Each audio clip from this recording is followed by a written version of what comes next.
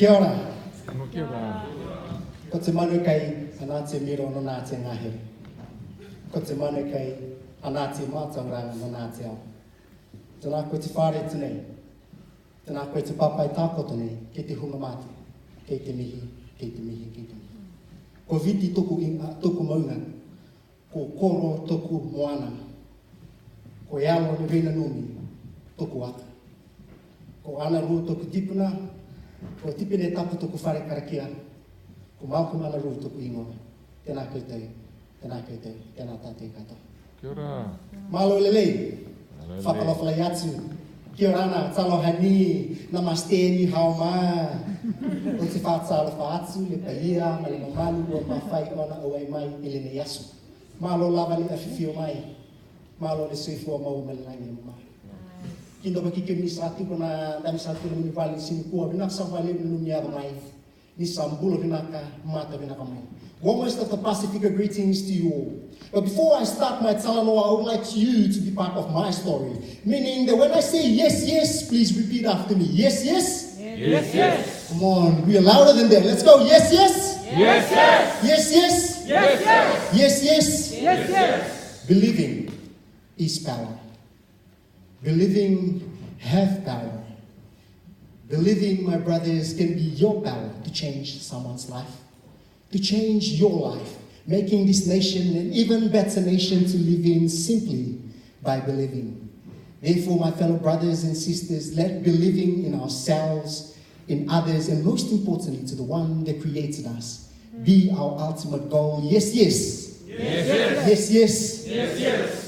My name is Malcolm Alfred Alphonsus Andrews. What a beautiful Palangi name for a black guy. And let's just blame it on colonization in the Pacific.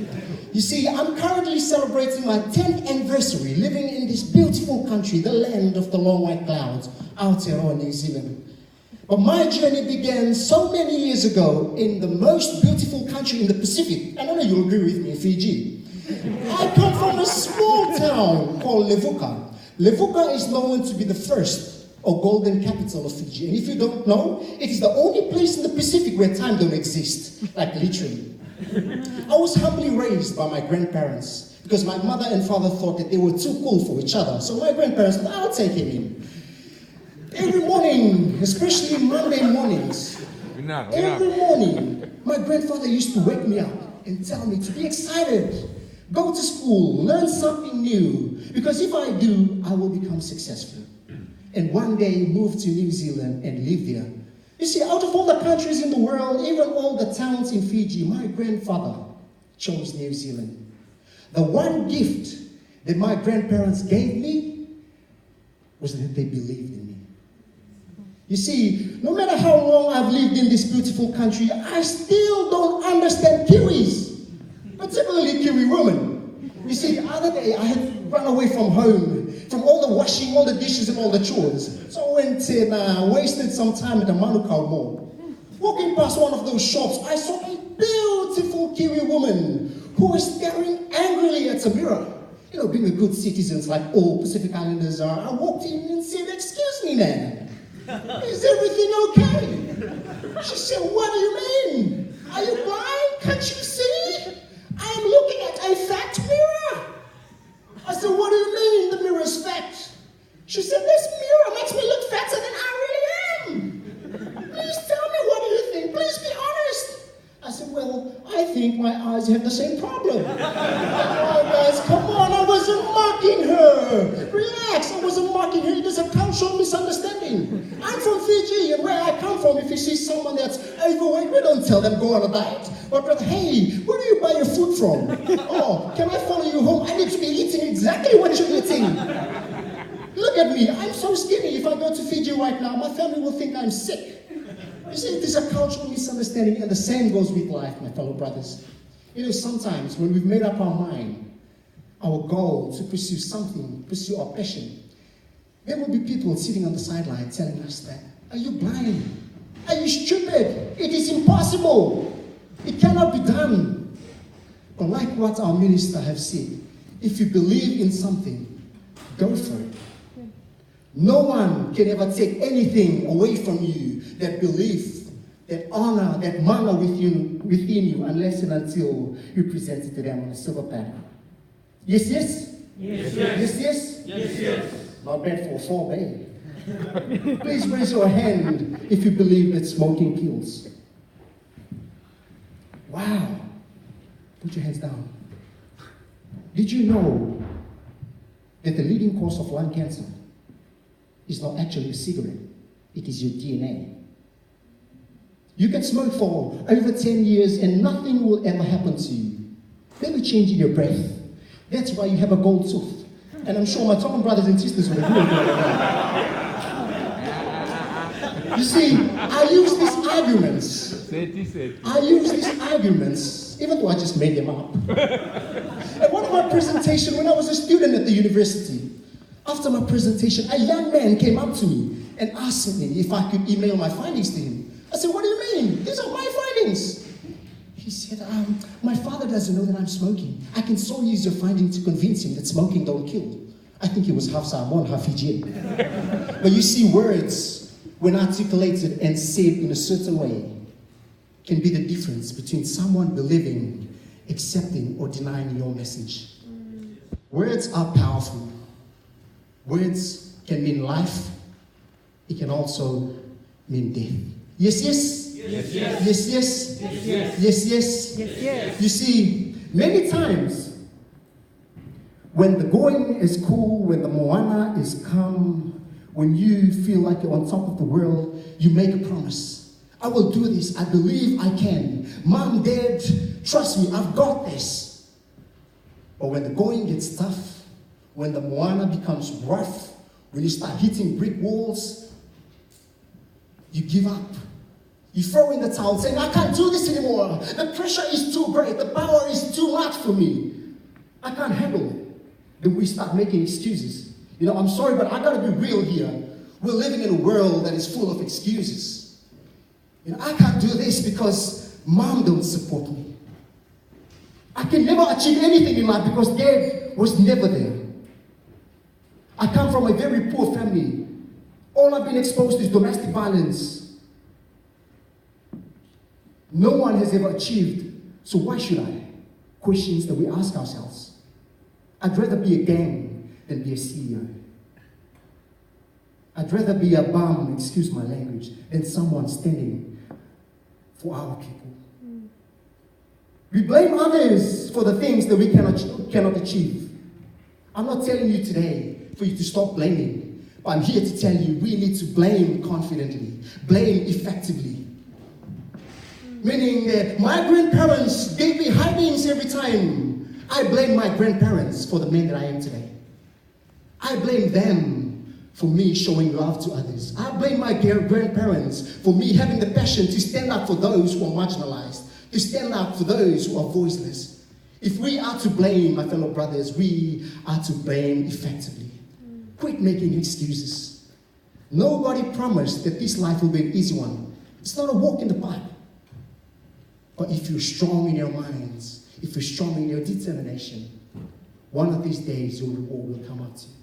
I remember on my 16th birthday, I don't know if there is duty in New Zealand, but in Fiji, they told us, the Palangis that came to Fiji told us that 16 is meant to be the sweetest birthday ever. So I thought, wow, this is really nice. I remember we were having dinner this particular day. I was sitting on top of the table, and then my mother turned up with an envelope. But that year, I just sat for an exam, which is quite a big exam in Fiji, called the Fiji Junior Certificate. That exam will determine whether you go up to higher level of studies or you remain and be the grandpa of the class. So I remember opening that envelope and saw my grade.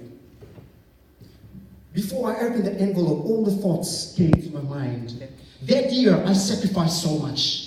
I studied every single morning, late at night. I fasted, I prayed, I did everything that a child or student could possibly do. I gave myself up to top the class. I gave my mind in to get an A. I opened the envelope, and my results were sitting at evening.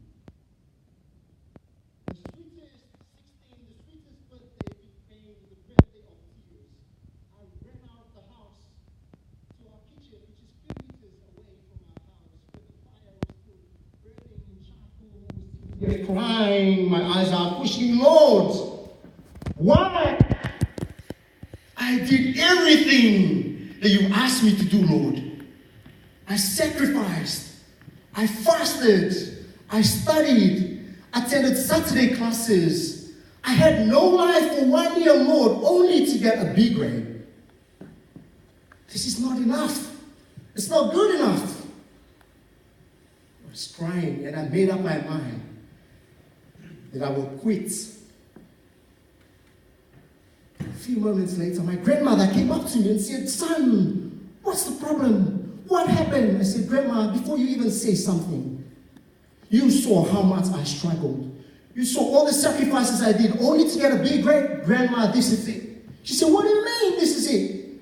"I'm going to quit and I'm going to stay home, Grandma, and look after you and Grandpa." She said, "What?" I said, "Quit, Grandma." Started picking up a stick. "What? Quit, Grandma? Come here, son. I need to talk some sense into you." She sat me down and she said, "I don't know, son.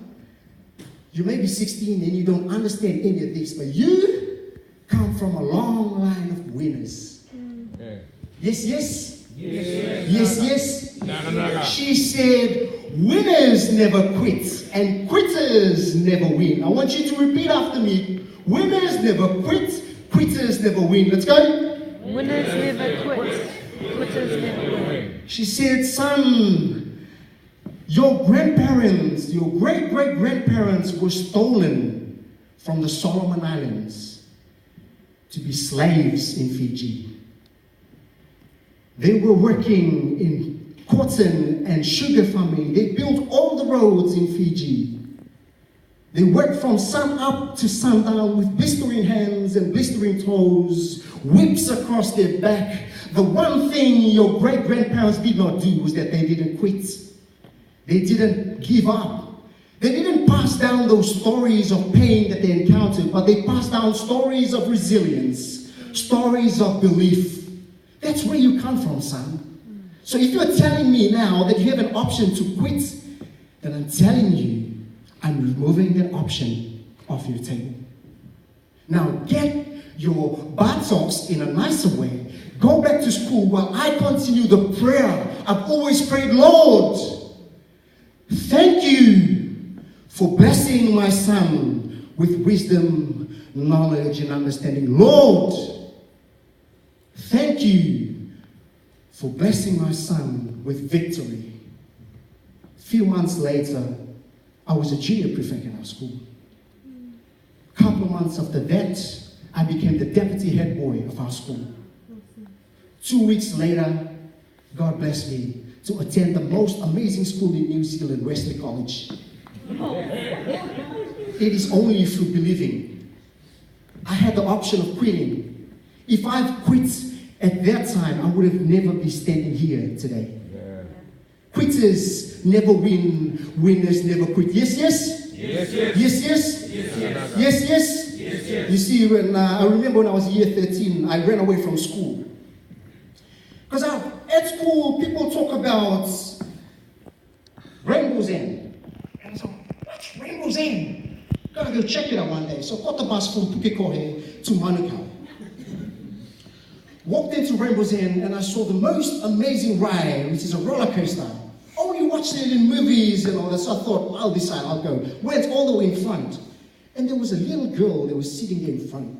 I said, "Are you okay? Are you all right?" She's like, "Yeah, I'm scared." "Don't you worry. I'm quite sure. I'm sitting with you." So the ride started.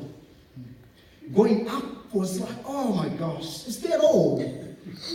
It was the going down. I was screaming like a little girl and hanging on to her. She was like, "Are you okay?" You see, my fellow brothers, sometimes in life, the going up, we're all confident, we're strong. We think that we're someone. But there's days will come when you have to go down, when you fall on your knees. I share this story because I just want to encourage you. It's okay to scream. It's okay to look to someone and hang on to them in those times. If you believe, you are destined to achieve great things. But everything in life, my fellow brothers, begins with the thoughts. Okay? The more you think it will become your actions. Your actions will become your habits. Your habits will become your character. You know, I can be a person standing here today. This is my reputation, but you guys won't understand my character. Character is only God and the people close to you will understand. And your character will define your destiny. You see? But if you reverse all of that, it all comes down to a single thought. If you believe you can, you will achieve. If you believe that it's impossible, you can't, you won't achieve anything in life, would you achieve? Everything begins with thought. My final story for today is going on my first date here in New Zealand. It was the hardest thing ever. We don't do dates in Fiji. In Fiji, if you like a girl, you wink once, you meet under the coconut tree. If you wink twice, you meet under the mango tree. If you wink 3 times, meaning under someone's house. We don't do dates in Fiji. And sometimes, if you wink once, you go under the coconut tree and you meet the girl's father waiting for you there. You see, we don't do dates in Fiji. But this particular time, I came and I met this beautiful Samoan woman. Yeah. You think climbing Mount Everest is hard? Try dating a Samoan woman. It was the hardest thing ever. You see, to top it off, I only had $40. I was a student and I was broke.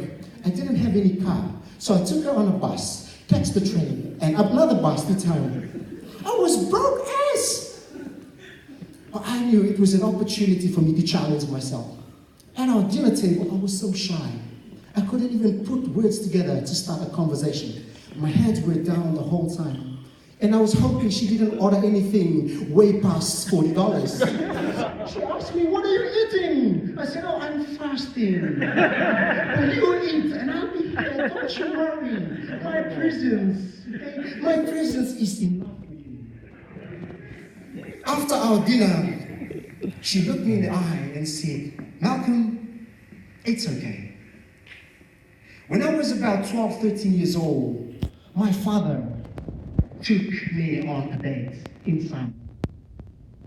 That day, my father waited for me while I